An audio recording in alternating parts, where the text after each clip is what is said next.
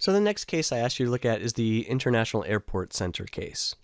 And this case is often discussed as sort of a contrast to the next case, which we'll look at, which is the NOSAL case, and the line of cases that talk about unauthorized access in the employment context. This isn't exactly an unauthorized access case, but you'll see as we talk about it that it is a case involving the application of the CFAA to what is essentially an employment-related, contractual, possibly confidential information kind of dispute. So we have in this case an employee who quits his current employer, decides to go in business for himself. He, with the former employer, had an employment contract. The employment contract has some kind of non-compete in it. And Judge Posner, here in the Seventh Circuit, looking at this case, says that having quit and gone into a business for himself, he's violated his employment contract. Now, I think it's a little bit premature for Judge Posner actually to say that. If you're familiar with this law of non-competes, courts will look very carefully at those agreements, will decide whether they're reasonable in their time and in their geographic scope. They'll look carefully at the business involved. They may enforce it, they may not enforce it. In some jurisdictions, they may blue pencil it, which means modify it, maybe by limiting the time in which the non-compete applies and so on. Judge Posner doesn't look very carefully at that, but simply kind of assumes that by leaving and setting up the competition, the guy would violate his employment contract. So that's kind of an interesting part of the case. If that's all it were, it would be kind of a run-of-the-mill covenant not to compete sort of case. But what the other fact that's at issue and that makes this a CFAA case is that before this guy quits, he wipes the memory of his work laptop. Now, from the facts in the case, he's using this laptop. There's there's data that's provided by his job on the laptop. There's also data that in the course of his job, going out to meet customers and so on, he gathers. And that's really the data he seems to be worried about. He doesn't want his employer to have the benefit of the information that he's worked hard to develop for them, because he now wants to go out and compete. Now, he's not taking this particular information directly with him. At least we don't have that in this case, as evidence in this case. But what he does do is he wipes it off the hard drive. As most of you probably know, if you just hit delete on a file, that does not permanently remove it from the hard drive. The way most hard drives work is that it marks it for deletion. You don't see it in kind of your memory or in your applications.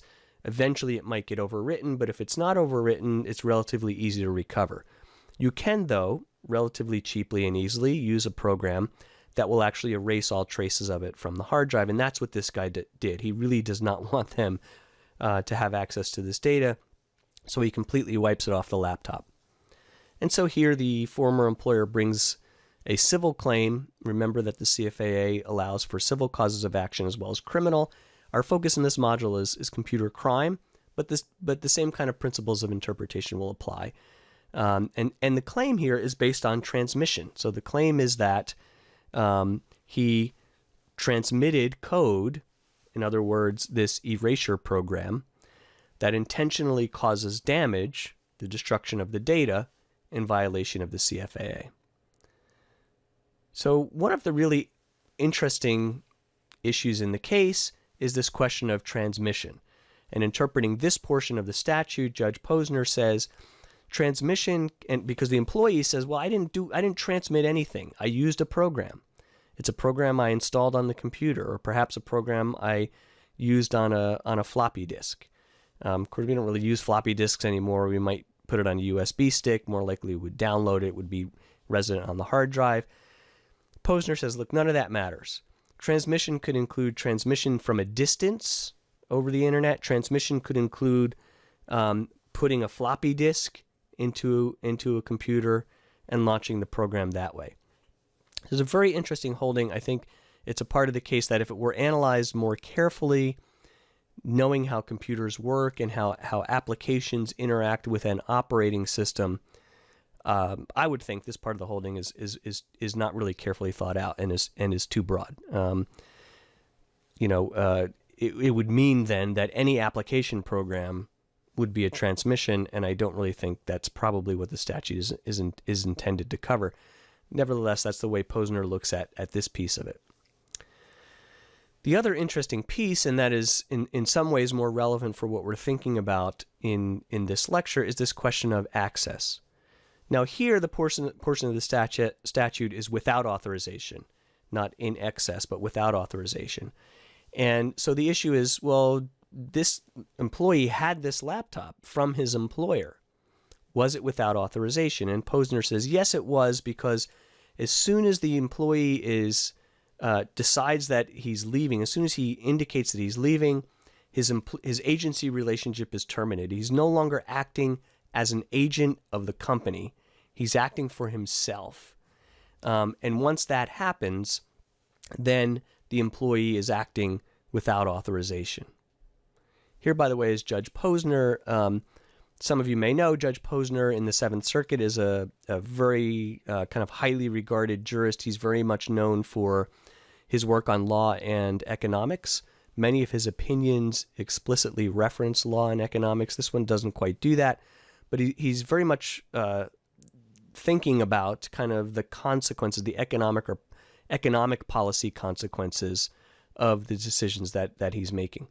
Now here he has this kind of interesting little quote: the difference between without authorization and exceeding authorized access is paper thin, but not quite invisible. For our purposes, what we should note is that Posner is thinking about this and kind of saying, look, if you are an employee, you're an agent. The kind of economic relationship between you and your employer is this principal-agent relationship. And the way that works, the way the law governs that, and there are various reasons why the law does this, is that you have duties to that employer. And so long as you're acting within the scope of that employment, you're acting on the employer's behalf. In various other areas of the law, like tort law, right? The employer can be responsible for your negligent conduct, and there are reasons we have that. If you are acting outside the scope of your employment, you're not acting for the employer anymore, and you're responsible for your own conduct. And so Posner is really applying those principles, those agency principles, to this question of access, and is saying that if you're acting on your own, you've already quit, you've already been fired, or perhaps you're in the process, or you're acting in a way that is anticipating starting up your own business, even though you're not formally terminated yet as an employee.